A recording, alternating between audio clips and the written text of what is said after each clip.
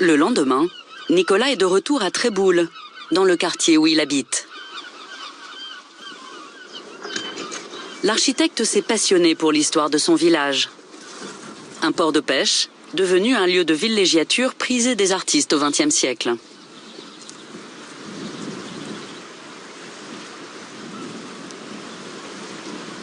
Donc on a un paysage hétérogène, hétéroclite, mais je trouve que ça a du charme. C'est à la fois singulier, original, bigarré même, propre à ce petit coin de Bretagne. À côté du port, se trouve le quartier le plus étonnant de Tréboul. Un lacis de ruelles étroites, surnommé le Petit Maroc. Alors ça s'appelle le Petit Maroc parce que les gens partaient pêcher la langouste au Maroc ou partaient sur des mers plus fécondes.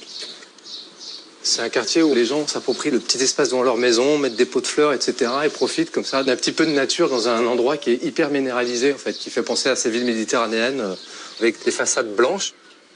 On pourrait être en Grèce ou, enfin voilà, ça nous envoie des images un peu exotiques.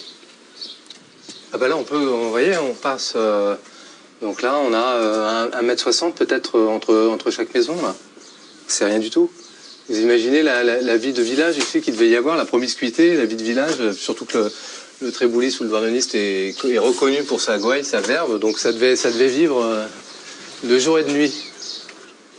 En tant qu'habitant, ce qui est particulièrement enthousiasmant, c'est qu'on a là un décor de promenade infini.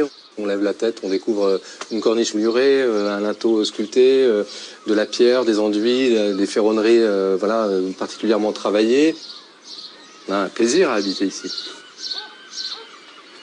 L'un des endroits préférés de Nicolas, c'est l'auberge Timade. Cet hôtel était le rendez-vous des artistes dans les années 30. C'est un lieu qu'affectionnait particulièrement Max Jacob, le poète, l'écrivain, qui recevait ses amis l'été ici, enfin qui avait passé l'adresse à ses amis, parmi lesquels figuraient Picasso, Derain, Vlaminck, Christopher Wood. Et donc tous ces peintres ont séjourné comme ça en période estivale et aimaient à venir ici. Fin connaisseur, les artistes choisissaient toujours les chambres du deuxième étage, celle avec la plus belle vue.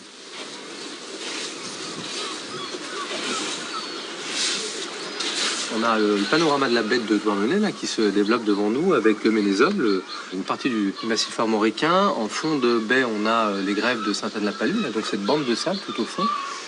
Et puis plus proche, on a l'île Tristan, l'éperon de l'île Tristan qui s'ouvre vers la baie. Et puis en bas, on a le Tréboul-Cause, vieux Tréboul, avec la chapelle Saint-Jean de Tréboul. Et la petite maison, c'est une des plus vieilles maisons de Tréboul. C'est un lieu très inspirant, ressourçant même, de par sa diversité, sa richesse.